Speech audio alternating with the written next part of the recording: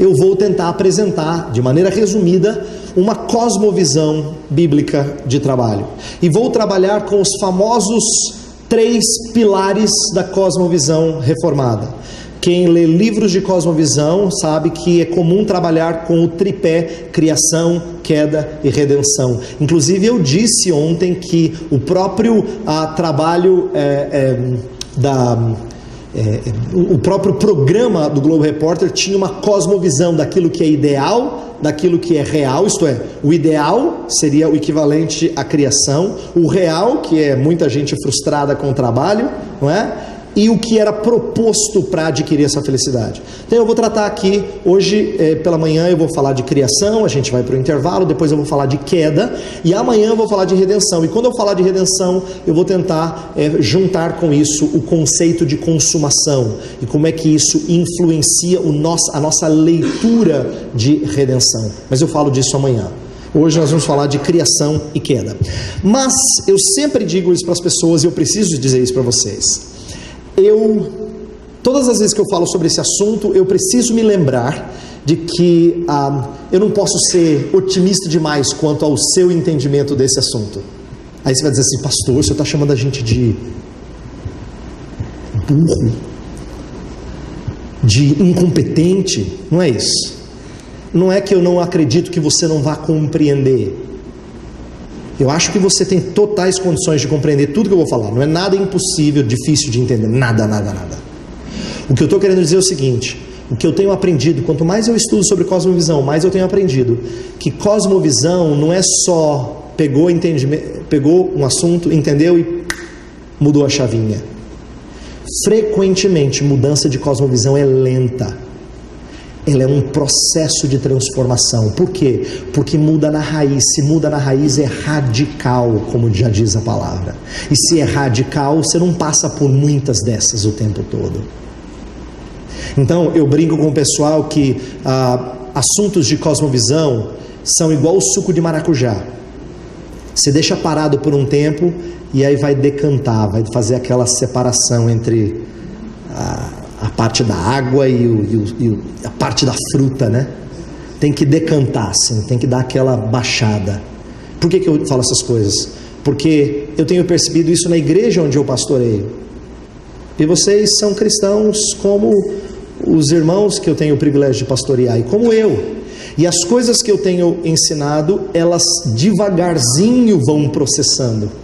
Devagarzinho eu vou falando, Por isso que ontem eu terminei a minha palavra dizendo que a minha oração era que nos próximos dias vocês processassem isso, vocês mastigassem, ruminassem. Por quê? Porque o que eu vou falar aqui você vai entender tudo, tenho certeza. São pessoas inteligentes, não vai ter nada difícil. Só que mudança leva um tempo, exige processamento de conceitos, tá? Então nós vamos falar aqui de como algumas coisas precisam ser processadas. Bem, vou falar de criação e quero começar lendo textos ligados à criação. Então, por favor, abra comigo em Gênesis. Nós vamos ler alguns versos de Gênesis 2, depois vamos ler um texto em Efésios. Então, vou falar de criação e de queda, tá? Nesse primeiro momento, criação, quero falar sobre o propósito original do trabalho. Gênesis 2, versos 1 a 3, depois 8 e o 15. Gênesis 2, verso 1 a 3 fala assim: Assim, pois, foram acabados os céus e a terra e todo o seu exército. E havendo Deus terminado no dia 7º a sua obra que fizera, descansou nesse dia de toda a sua obra que tinha feito. E abençoou Deus o dia 7º e o santificou, porque nele descansou de toda a obra que como Criador fizera. Verso 8: E plantou o Senhor Deus um jardim no Éden, na direção do Oriente, e pôs nele o homem que havia formado. Verso 15: Tomou, pois, o Senhor Deus ao homem e o colocou no jardim do Éden para o cultivar e o guardar. Agora, por último, Efésios 4, 28. Efésios 4, 28 diz assim: Aquele que furtava não furte mais, antes trabalhe, fazendo com as próprias mãos o que é bom, para que tenha com que acudir ao necessitado. Bem, quero começar com aquilo que é muito comum entre pessoas que trabalham, Pode ser que entre seminaristas também, mas a gente ouve isso muito de irmãos na igreja, né? Constantes murmurações. Trabalho é alvo de murmuração na vida de muita gente. Inclusive ontem eu passei uma estatística que o programa do Globo Repórter tinha mostrado, de que 80% das pessoas no Brasil, de acordo com pesquisa, são insatisfeitos com respeito ao seu trabalho, gostariam de mudar de emprego, tá? Não é que 80% vem problema no trabalho, talvez mais, 80% queriam mudar de trabalho. Chega a esse nível. Pode ser que dos outros 20 até não pensem em mudar, mas também reclamam de trabalho. Então murmuração é pior ainda do que os 80% que gostariam de mudar. Várias razões são colocadas. Então, por exemplo, quem mora em cidade grande, como eu em São Paulo, quem está aqui em Goiânia, já experimenta os problemas próprios de trânsito. Então, quem mora longe, trânsito é uma coisa que frustra muita gente. Ou senão, o patrão, às vezes o patrão é insuportável. Ou senão as exigências, por exemplo, quem trabalha com metas, às vezes se vê angustiado, porque parece que nunca vence as metas, ou quando vence não dá nem para fazer assim, ó, porque já vem outra. Fala com um bancário, por exemplo, para às vezes a pressão que é você cumprir determinadas metas. Ou o salário que não agrada, trabalha, no final tem tanto desconto que você fala assim, Senhor, eu vou pagar as contas. Ou senão, o ambiente pode não ser bom. Tem pessoas que dizem assim, está ficando difícil, viu? O ambiente é ruim, trabalhar com os meus colegas lá, porque parece que todo mundo quer passar a perna em todo mundo. Você se vê angustiado de estar num contexto tão infeliz. É por essas e outras razões que muita gente vê trabalho como um mal necessário. Você tem que trabalhar, porque senão você não come, tem que pagar a conta. Mas não como algo que seja benéfico. Tanto é que nós costumeiramente, vou usar uma expressão que está no Michael Horton, costumeiramente nós trabalhamos para o final de semana. Trabalhamos para o final de semana. Quer dizer, nós também incorporamos o espírito comum na sociedade de agradecer porque hoje é sexta-feira. Né? E por que esse espírito? Porque segunda a sexta nos parece penoso demais. Sábado é bom. Domingo a gente ainda trabalha um bocado, né? Nós. Não o pessoal aí fora, nós. Mas sábado, às vezes é o dia de você falar assim, um dia só, poder dormir um pouquinho mais, ou descansar um pouquinho mais. E por que esse espírito? Porque nós não conseguimos enxergar em trabalho nada que seja, ou pouco que seja proveitoso ou satisfatório. Quer ver uma coisa que tem pegado muitos crentes? Eu estava falando isso um pouquinho com o reverendo Silas antes de nós começarmos aqui nossa programação. A ideia muitos crentes têm aderido ao que é comum hoje em dia na sociedade em geral, que é ansiar pela aposentadoria. Por exemplo, eu já conversei com muitos crentes que às vezes dizem assim, pastor, não vejo a hora, finalmente vou curtir o meu descanso, minha casinha lá na praia, vou poder receber meus netos, vou curtir a vida, não é? Por quê? A aposentadoria parece repouso, descanso dos labores desta vida. Atenção, o que isso expressa? E eu vou falar disso no decorrer da mensagem, mas já vou adiantar. Expressa um conceito equivocado de que trabalho nos veio como fardo e maldição, e a redenção é se ver livre dele. Por isso que a aposentadoria é vista por muita gente como sendo redentiva.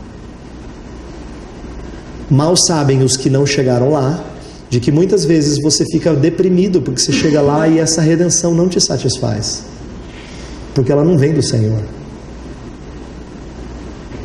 Mas isso mostra o conceito que as pessoas carregam de trabalho.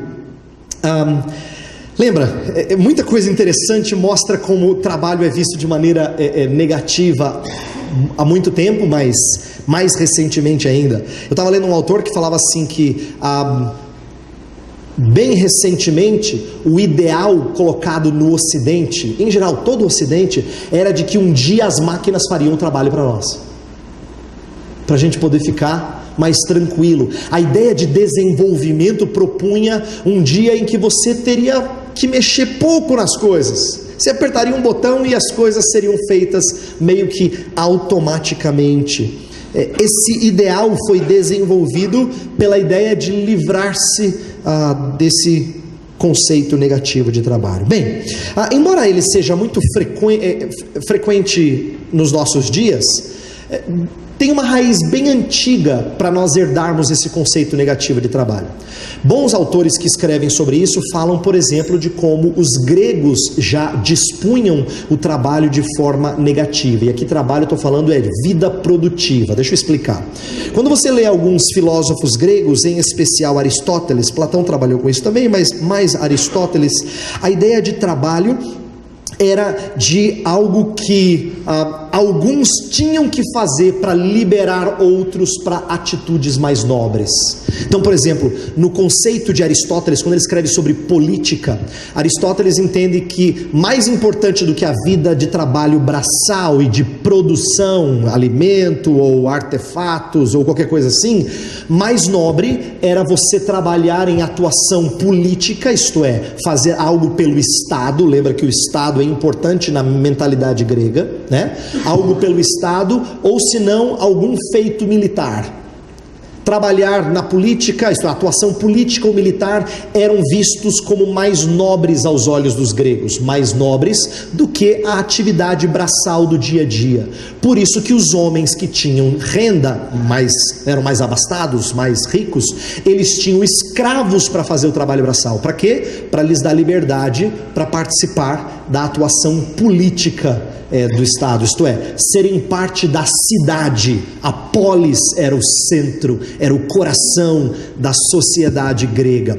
Agora, tinha uma coisa mais nobre ainda do que envolver-se em atividade política e militar. Era você dedicar a sua vida à ação contemplativa, à vida contemplativa. Tanto é que mais nobre do que o político militar era o filósofo.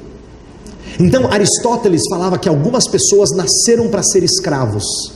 Por que ele dizia isso? Ele queria dizer assim: não nasceram com tutano suficiente para pensar, então eles têm que fazer trabalho braçal mesmo. Agora outros tinham que ser liberados para fazer o mais importante. E por que era o mais importante? Era o mais próximo possível da vida dos deuses. Passar tempo filosofando, pensando, refletindo, amadurecendo. É interessante como isso tem reflexo inclusive na língua grega e consequentemente no idioma usado no Novo Testamento. Por exemplo, lá em Efésios 4:28 fala: aquele que furtava não furte mais, antes trabalhe. O verbo trabalhar ali em Efésios 4 é o copial. E copial no grego secular, vamos chamá-lo assim, no grego clássico, ele significava a ideia de você passar por açoitamento, por fadiga. Kopos é açoitamento ou fadiga, e copial, portanto, é esforço que produz canseira física. A ideia é de que você está esgotado, você está arrebentado ali. Então trabalho por natureza, isso é, na definição grega já tem esse sentido. Tanto é que a gente brinca, eu brinco sempre, trabalho dá trabalho, porque trabalho para nós já é sinônimo de fadiga, de canseira no cenário em que nós estamos. E por isso, isto é, por trabalho ser tão difícil, tão cansativo, a gente percebe como o cristianismo, ele absorveu aquela leitura negativa de trabalho e acabou transmitindo isso por gerações a fio. Por exemplo, o próprio Agostinho já fazia definição entre vida ativa e vida contemplativa. A vida ativa era o trabalho de pregação, de cuidado dos pobres, de outras coisas, que não era ruim, mas nada mais sublime do que a vida contemplativa, de meditação, em que você se aproximava mais de Deus. Um autor que eu li diz, ironicamente, amar a Deus ficou contrário a amar o próximo. Você tem um conflito. Olha que esquisito, não é? Mas quem foi um dos grandes popularizadores dessa ideia de vida contemplativa superior à vida ativa foi Tomás de Aquino, e ele é uma boa representação do espírito medieval que faz essa dicotomia.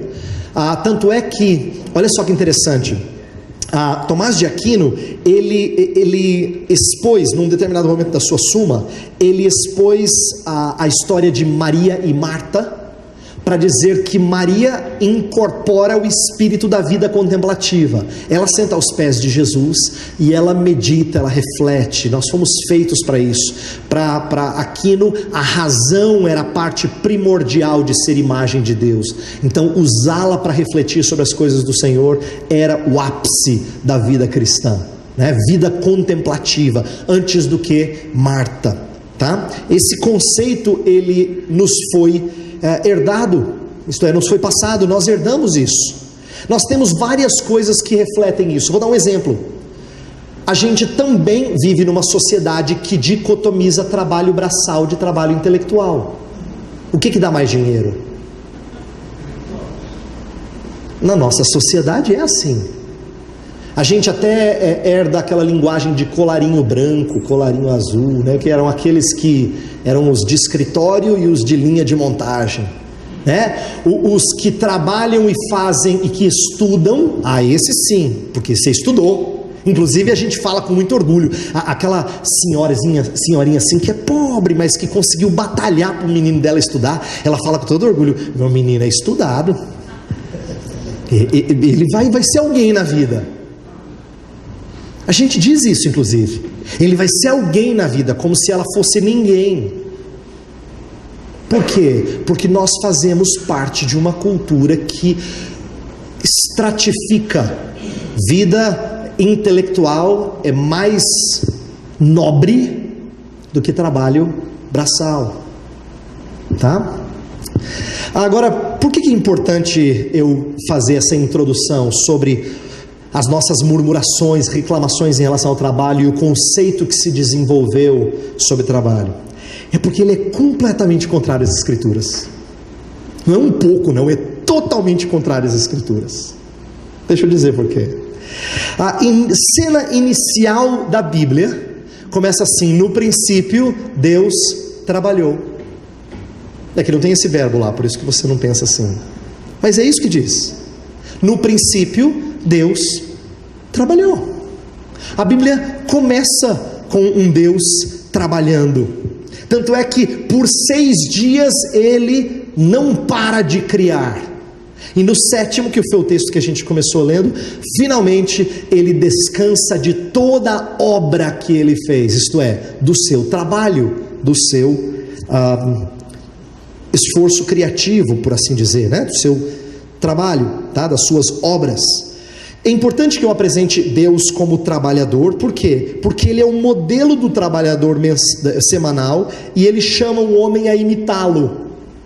Tem uma série de coisas no texto de Gênesis que mostra isso, como Deus chama o homem a fazer algo parecido com o que ele faz. Então, vamos dar alguns exemplos. Deus cria e Deus prepara tudo, organiza tudo, dá nome, chamou o dia de dia, o sol de sol, a lua de lua, a noite, ele chamou de um escuro de noite. E essa ideia de dar nomes é passada para o homem, que também dá nome aos animais. Deus cria um jardim, e o que ele faz? Ele bota o homem no jardim, para quê? Para cuidar do jardim, para guardar o jardim e cultivar o jardim. Então Deus não desconecta o homem do que ele, Deus, faz. Ele faz o jardim e coloca o homem para ser, eu costumo dizer, o gerente. Ele dá a chave para o homem e fala assim, ó, cuida. O gerente daquilo que Deus fez. Todo o trabalho de Deus sustentar a criação é chamado na Bíblia de trabalho. Lembra quando Jesus, lá em João 5,17, ele fala assim, o meu pai ainda trabalha. Meu pai ainda trabalha, significa, ele sustenta todas as coisas criadas, tá? Então a ideia de um Deus que trabalha, ela é muito importante e precisa ser propagada. Deus fez o homem à sua imagem, por isso que o homem é criativo, por isso que o homem é cultivador e por isso que o homem é gerenciador. 3 palavras que combinam com Deus: criatividade, cultivo e gerenciamento. Deus coloca o homem no jardim e fala: sede fecundos, multiplicai, enchei a terra, sujeitai-a, dominai-a. Coloca no jardim para guardar e para cultivar. É daí que a gente tira aquilo que em teologia, especialmente em cosmovisão, a gente chama de mandato cultural, não é? Deus não nos deu ordens apenas concernentes ao relacionamento com Ele. Não nos deu ordens simplesmente concernentes ao nosso relacionamento com o próximo, mas também nos deu ordens concernentes ao relacionamento com a criação. Então, lembra, a Escritura é especialista em amar a Deus sobre todas as coisas e o próximo como a si mesmo. Por isso que ela fala muito do relacionamento com Deus e com o próximo, e nós temos que ensinar essas coisas. Mas ela não é omissa no que diz respeito ao nosso relacionamento com a criação. Inclusive, o cuidado da criação deve ser por causa do nosso amor por Deus e pelo próximo. E eu gosto sempre de ensinar essas coisas fazendo gestos, porque é assim que eu ensino as crianças: relacionamento com Deus, com o próximo e com a criação. E a criação é colocada debaixo do nosso domínio, e ela não deve ser deixada de fora nas ordenanças que Deus nos traz. Tem mais acerca do que a Bíblia apresenta de trabalho, que é contrária a essa visão que eu dei no início. Por exemplo, não só a ordem para trabalhar é criacional, não é uma maldição, mas por causa disso ela é digna. Normalmente a gente trata de trabalho como sendo algo tão ruim que parece uma maldição, mas a gente se esquece de que ela faz parte da ordem criacional, isto é, ela está impressa na maneira como Deus fez. Então agora vem uma explicação em relação ao que eu tinha falado de aposentadoria. Por que a aposentadoria é um conceito ruim da maneira como ele é propagado na sociedade? Porque ele vai contra aquilo que nós somos na essência. Nós fomos feitos para trabalhar. Não estou falando de trabalho remunerado necessariamente, tá? Não estou falando de estar na empresa até os últimos dias da sua vida necessariamente. Estou falando de que nós fomos feitos para produzir, para expressar as glórias do nosso Criador em todo e qualquer esforço. Então, seja ele em casa ou trabalho voluntário, nós deveríamos ponderar sobre o fim dos nossos dias como sendo um tempo de maior utilidade possível. Maior utilidade possível. Tanto é que no livro do John Piper sobre missões, ele critica, no Alegre nesses povos lá, ele critica essa visão de aposentadoria e diz assim: como seria bom se os aposentados pensassem em fazer missões? Agora estão desobrigados de tantas coisas, por que não entender esse tempo como um tempo propício para fazer missões? Por que ele está dizendo isso? Ele está querendo dizer assim: olha, você pode não trabalhar mais lá com a sua profissão, mas você tem que trabalhar, produzir, faz parte de quem você é. E eu quero defender essa ideia de que trabalho faz parte da nossa essência. Por isso que lá em Isaías 65, na descrição de novos céus e nova terra, não tem outro jeito de descrever a não ser a ideia de eles vão plantar vinhas, a ideia de que faz parte da nossa vida. A gente tem um conceito tão errado do porvir, que a gente pensa em um eterno culto, né? Um culto não de 2h30, assim, um culto de milhares e milhares e milhares. Não é à toa que alguns dos nossos adolescentes chegam para a gente e falam assim: pastor, chato, né? Mas por quê? A gente transmitiu a ideia que a gente vai ficar sentado na nuvenzinha tocando harpa. Se a gente transmite essa ideia, é chato mesmo. Nós não fomos feitos para isso. Nós não fomos criados para isso. Deus coloca a gente no jardim e diz: guarda, cuida. Então é importante que a gente entenda que trabalho é intrinsecamente digno. Tal é a sua dignidade que trabalho não é o que você faz para viver, é o que você vive para fazer. Para a maioria de nós que vê o trabalho como algo árduo, difícil e motivo das nossas murmurações, a gente entende trabalho simplesmente como o que eu faço para viver. Não, Deus fez você para que você viva para trabalhar. Então trabalho é o que você vive para fazer. Repito, não estou dizendo só da profissão. A ideia de esforço, de trabalho, de ser criativo, de gerenciar, de dominar a terra, começa desde a tenra infância. A ideia de explorar o mundo que Deus fez e conhecê-lo e ter domínio sobre as coisas que Deus fez, o conhecimento das coisas. Isso tudo faz parte do nosso trabalho, tá? Tem mais. Biblicamente, todos os tipos de trabalho são dignos. Diferente do conceito moderno de que vida acadêmica ou treinamento intelectual faz alguém mais apto a ganhar melhor do que quem faz trabalho braçal, na Bíblia, Deus se apresenta como jardineiro. No princípio, Deus plantou um jardim. E depois, Ele faz o homem do barro, Ele é oleiro. E depois, quando o seu filho se faz carne, carpinteiro. Por que é importante eu retratar isso? Eu estava lendo um autor que estava dizendo assim: se nós não tivéssemos a revelação bíblica, vamos por um instante aqui ponderar assim, se Deus viesse ao mundo, o que ele seria? Os gregos responderiam: certamente um filósofo. Os romanos diriam: não, um estadista. Mas não foi nada disso. Ele não fez nada nobre aos olhos dos homens. Ele fez algo simples, mas é trabalho. E trabalho aos olhos do Senhor é digno. Todo tipo de trabalho, de produção, de realizar algo que é útil, benéfico para outros, é digno. Isso corrige a nossa supervalorização do trabalho que exige graduação, não é?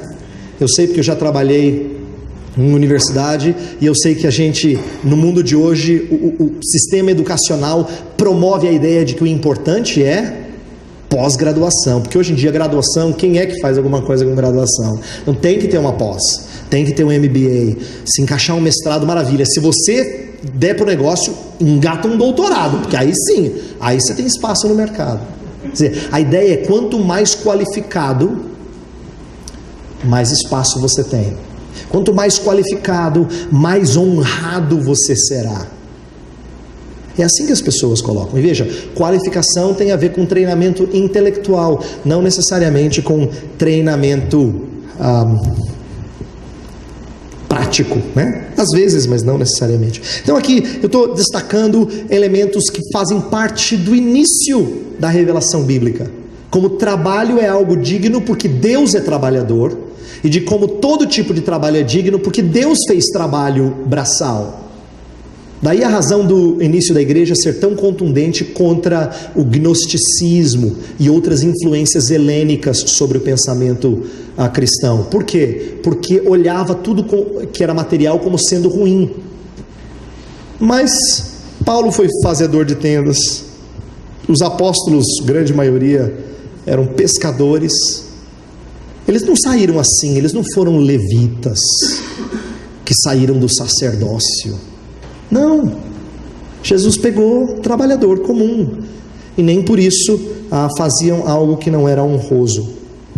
Um outro conceito que eu quero também trabalhar com vocês, ainda que rapidamente, eu não vou dizer muito sobre isso porque eu pretendo dizer um pouco mais hoje à noite, mas é um conceito que a gente ouve bastante de trabalho como vocação. Lembra, os reformadores, eles transformaram uma tendência renascentista em algo teorreferente, como dizem alguns. O que eu quero dizer com isso? O renascentismo quebrou com o conceito medieval de que trabalhar com coisas materiais era negativo. No Renascimento, aquilo que era material, visível, passou a ser destacado como belo. É por isso que você vê mudança nas pinturas. Você não tem mais pintura daquilo que é sacro, mas você tem a exposição daquilo que é natureza. Por quê? Porque a natureza é bela.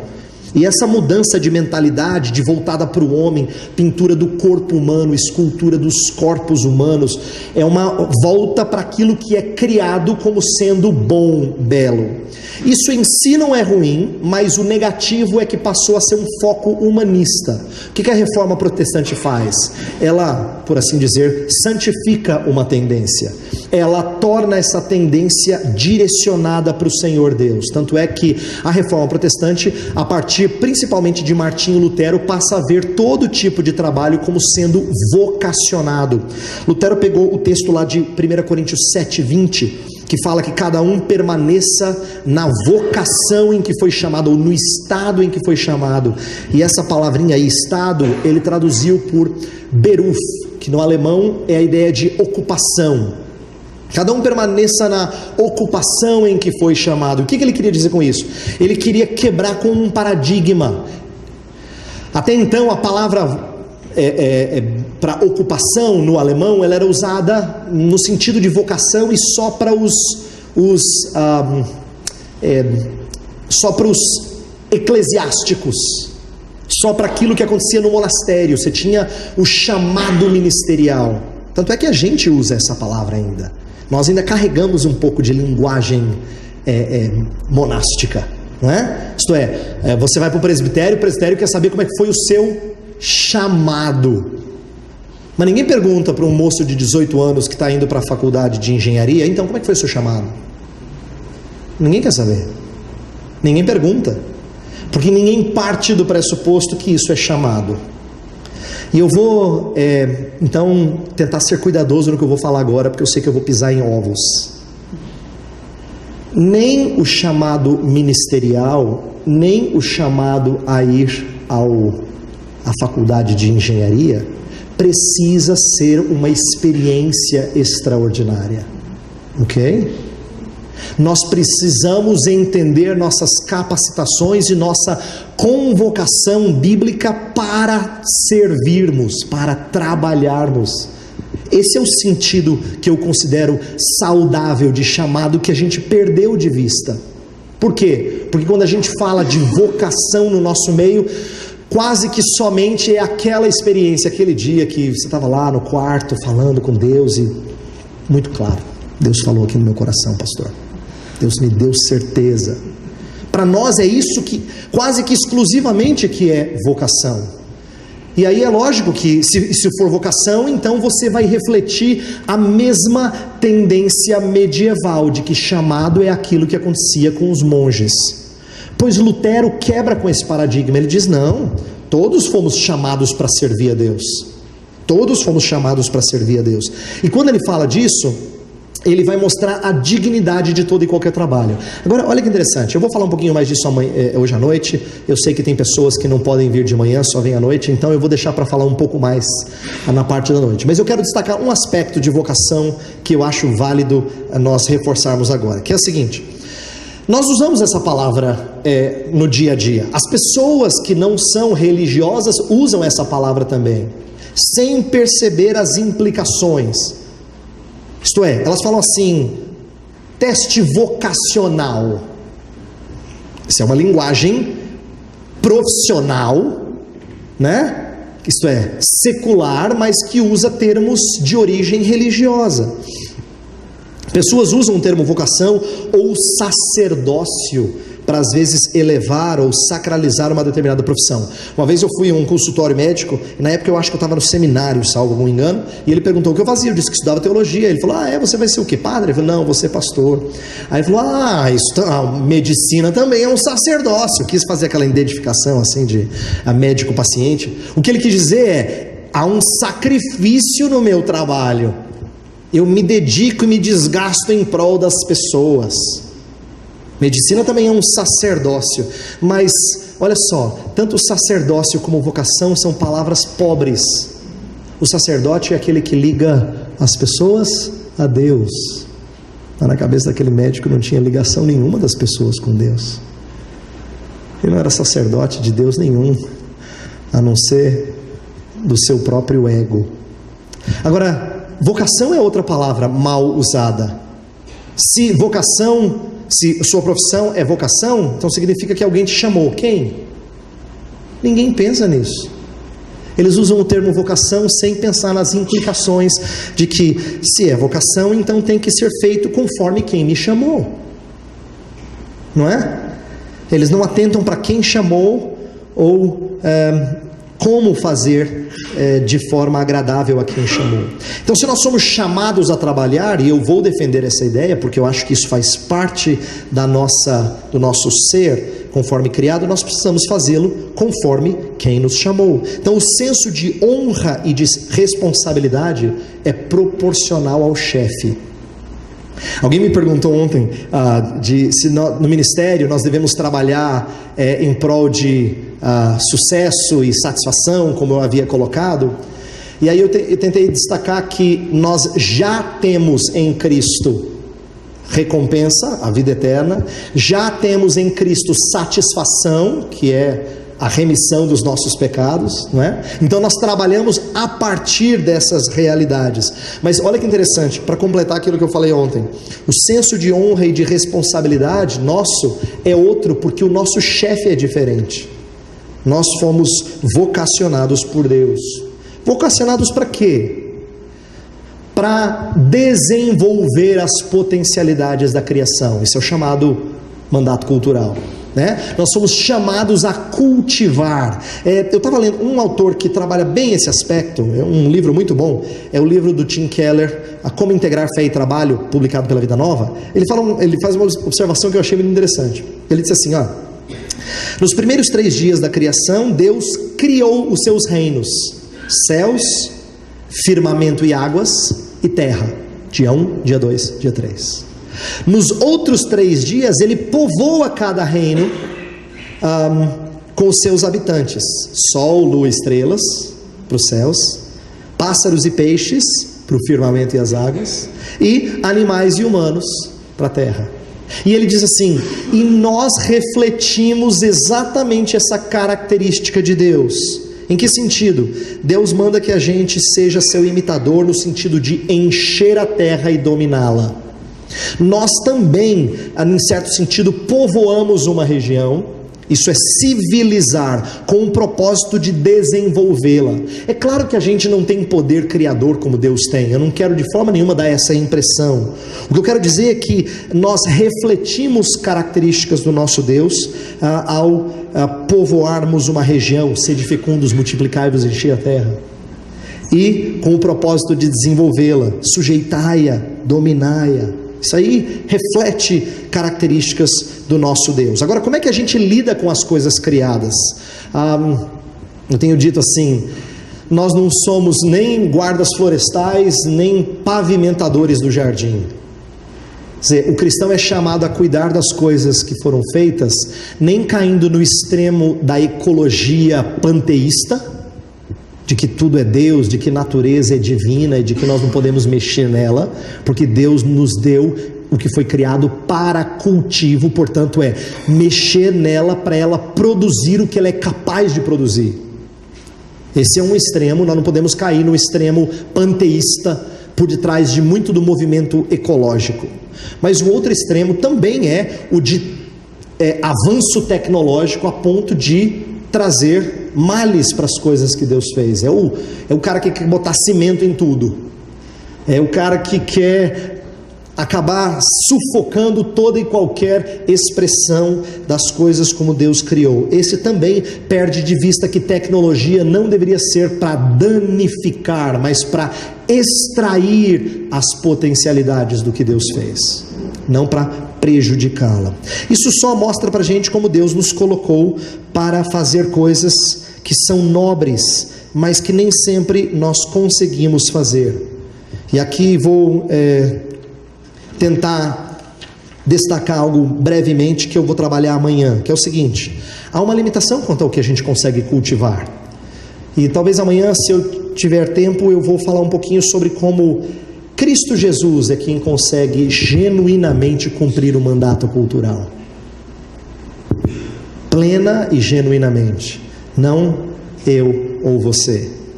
Nós o fazemos pecaminosamente, com limitações. Mas nosso Salvador é quem o faz perfeitamente. E a Bíblia dá testemunho disso.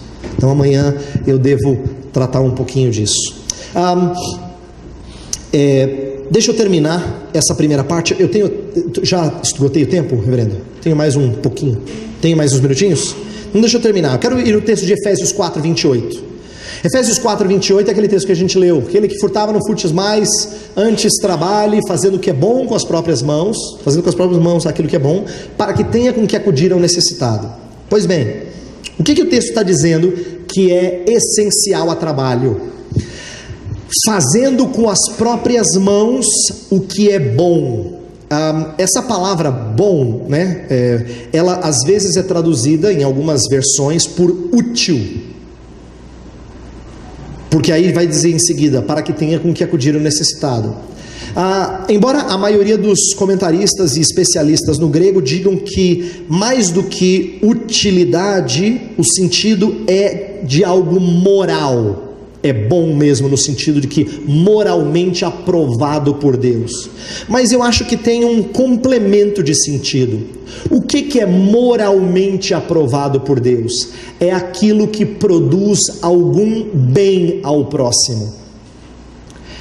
Trabalho, portanto, todo trabalho é digno que produz algum bem ao próximo. Então agora vem uma questão polêmica.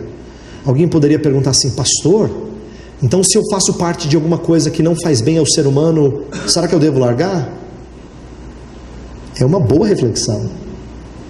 Por quê? Porque Deus honra todo e qualquer trabalho que produz o que é útil, que faz bem, não útil para si, mas bem-estar comum, né?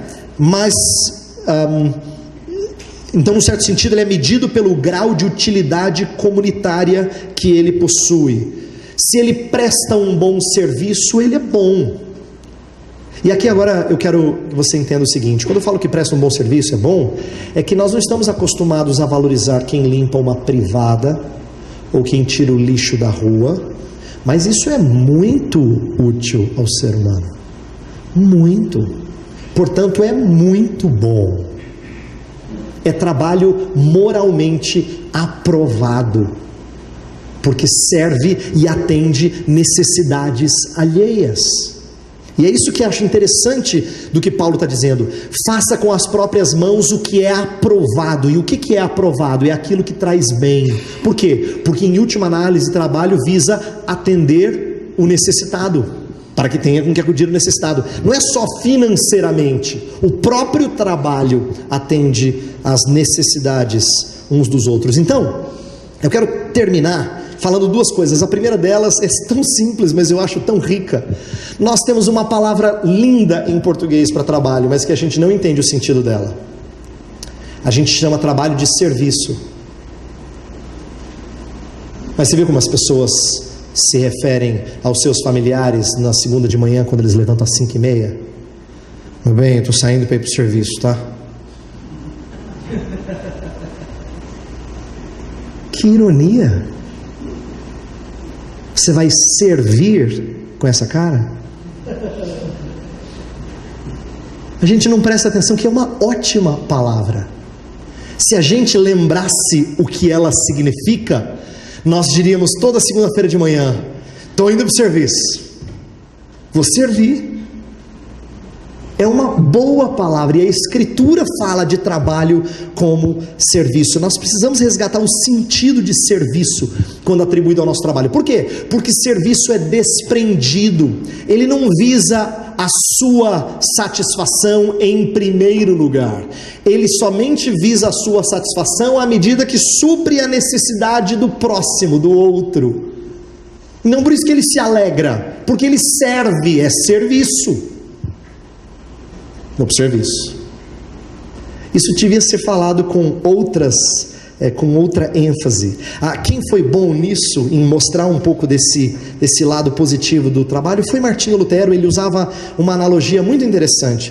Lutero falava que Deus trabalha através de nós para servir as pessoas, portanto nós somos máscaras de Deus. Ele usava essa expressão, máscaras de Deus. Por quê? Presta atenção, para você estar aqui hoje de manhã, você acordou de uma cama que alguém fabricou, comeu o pãozinho que alguém assou, tomou um café que alguém colheu, torrou, e ensacou para você comprar no mercado. Provavelmente você comprou do mercado que alguém montou para que desse a você uma infinidade de produtos à sua disposição. O que Martinho Lutero às vezes fazia era mostrar como cada profissão nos serve de maneira distinta, e é Deus cuidando de você através de pessoas. Então o que nós somos? Máscaras de Deus. Deus vela, Ele não aparece diretamente, mas veladamente servindo você, cuidando de você, porque trabalho é serviço. Agora, por que eu estou dizendo essas coisas? Porque eu queria que isso começasse a mudar nosso senso de propósito. Sabe por quê? Quando a gente tem uma visão mais sublime das coisas, isso muda a nossa atitude no trabalho. Eu gosto das vezes na Escritura em que Deus abre os olhos de algum personagem bíblico para ele se sentir encorajado. Você lembra do servo de Eliseu que está com medo porque os exércitos estão lá, e aí ele fala assim: Senhor, abre os olhos desse moço. E aí Deus abre os olhos dele e ele vê uma tropa celestial protegendo. Presta atenção, uma visão transformada muda a nossa atitude. Sempre, na Bíblia sempre é assim. Quando você tem uma visão transformada das coisas, isso muda a sua postura. E uma visão transformada do que é trabalho, certamente muda a sua atitude no trabalho. Meu último comentário tem a ver com o lugar de descanso. E o descanso, nós lemos Gênesis 2, de 1 a 3, que fala que no 7º dia Deus descansou. E por que Deus descansa? Não é porque Ele fica de língua de fora, é porque Ele quer que nós reflitamos a Ele no descanso. Inclusive, Êxodo 20 fala que nós temos que fazer isso porque o Senhor descansou, trabalhou 6 dias e no 7º Ele descansou. Por isso que Jesus fala que o sábado foi feito para o homem. O que Ele quer dizer? Deus criou o sábado por causa das limitações do homem, por causa das necessidades do homem. Ele carece de descanso para o seu corpo e para a sua alma. Os puritanos gostavam de chamar o dia do Senhor de o dia de feira da alma. É quando você se deleita diante do Senhor. Esse descanso é necessário. E por que eu quero terminar com isso? Porque qual é uma das razões pelas quais nós vivemos murmurando acerca de trabalho, que é o que eu disse no começo? É porque nós nos sentimos escravos da tirania do tempo. Se você é como eu, e aqui eu tenho que confessar meu pecado, muitas vezes você se vê frustrado porque você não conseguiu fazer tudo o que você queria fazer. Você vê frustrado, fica desapontado porque você tinha planejado fazer A, B, C, D, E, F, e aí você conseguiu fazer A e metade do B, e foi só. Acabou o dia, acabou a semana. Você queria ler tanta coisa, fazer tanta coisa, mas não deu tempo. E você se vê sempre correndo atrás, sempre com dificuldade. E nessas horas a gente mal pensa em servir, porque nós estamos preocupados em sobreviver. Eu tenho falado comigo muitas vezes. Por quê? Porque eu sou alguém que fica frustrado por não ter conseguido atingir as suas metas. E às vezes eu preciso me exortar e dizer assim: Éber, você serviu hoje? Serviu, mesmo não fazendo o que você queria fazer, mas você serviu? Serviu. Então é bom. É bom. Agora vai descansar. Eu estou dizendo isso porque a gente vive num mundo caótico em termos de ritmo, acelerado em termos de ritmo. Nós sempre reclamamos de falta de tempo, não é verdade? Mas é engraçado, o tempo não é o mesmo para todo mundo. Mas a gente reclama como se fosse desproporcional, né? Puxa, meu dia encurtou, aí deve ter tido umas 22 horas, porque eu perdi um certo tempo. A gente tem essa impressão, mas não é isso que acontece. O tempo é o mesmo para todos, portanto não é justo reclamar de falta de tempo. Deus nos deu tempo, porque é tempo suficiente para trabalho e para descanso. E o que é descanso? E aqui vem o meu último comentário. Lembra da história de Marta e Maria? Tem um livrinho muito legal do Kevin DeYoung chamando Super Ocupados, em que no finalzinho do livro ele faz um comentário sobre essa passagem e ele diz assim: olha, A história de Marta e Maria não é para ensinar a gente que no meio dos nossos afazeres a gente tem que largar tudo e só estudar a Bíblia. Não é isso.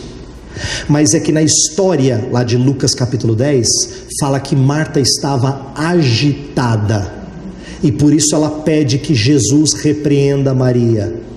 E o que Jesus ensina para ela é que essa agitação é falta de descanso. Agora, o que essa passagem me ensina, e eu espero que ensine você? Duas coisas. Primeiro, que nossa agitação no trabalho é uma prova de que nem sempre nós confiamos no Criador. Tanto é que a gente quer produzir mais do que às vezes a gente consegue. Nós colocamos metas às vezes mais altas do que a gente imagina. Por isso que quando Deus fala que no 7º dia a gente para e descansa, Deus está nos dando um teste de confiança em primeiro lugar. É para você aprender a confiar que 6 dias de trabalho são suficientes para 7 dias de sobrevivência. Mas às vezes a gente sente que está sempre faltando tempo para a gente. A história de Marta e Maria é um exemplo de teste de confiança, e não só de confiança, de priorização.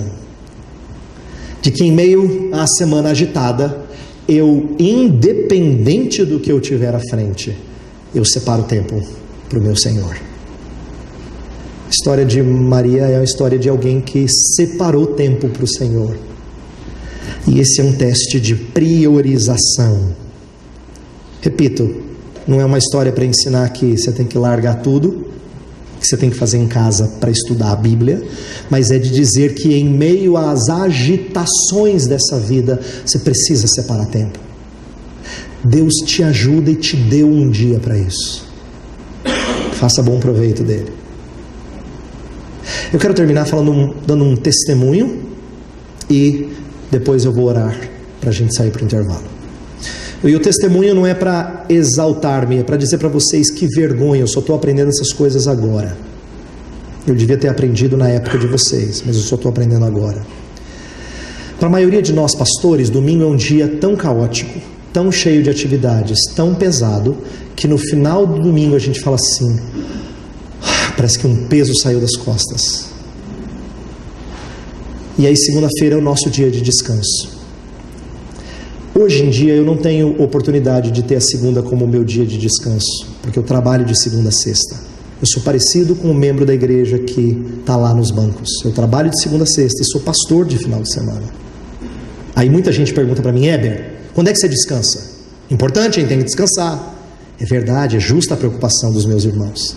Mas eu digo para eles uma coisa que tem sido muito importante para mim. Eu tenho aprendido nesses últimos anos que domingo é o melhor dia da minha semana. É o dia em que eu realmente descanso. Mas você não prega? Prego. Você dá aula? Dou. Mas depois, você tira aquela cochilada à tarde? Não, às vezes eu visito. Mas é o melhor dia da minha semana. Eu posso dizer para vocês com tristeza que eu sinto tremendamente angustiado sábado à noite. Com tristeza. Muito angustiado. Porque eu sinto que eu não estou preparado para o dia de amanhã. Mas depois que passa eu falo assim, Senhor, o Senhor me ensinou de novo a confiar e priorizar. Domingo é o dia em que eu aprendo. Todo domingo Deus me dá uma pancada. Todo domingo Ele me dá uma pancada. Por que eu digo isso para vocês? Porque eu também estou aprendendo essas coisas. Eu também estou aprendendo o sentido de trabalho, o propósito de descanso e como é que isso se encaixa na história da minha redenção. E eu espero que você pense nessas coisas e aprenda antes do que eu aprendi. Eu vou orar por nós.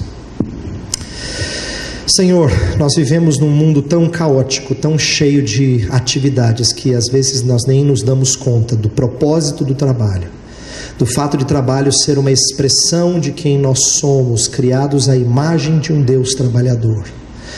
Esquecemos-nos, Senhor, de separar tempo para o descanso em meio às atividades e metas e ideais. E tudo isso é pecaminoso. Isso só mostra como nós ainda estamos engatinhando no entendimento do que é labor, do que é trabalho na nossa vida. Eu peço perdão pelos meus pecados. E peço que o Senhor ajude os meus irmãos a não pecarem dessa maneira.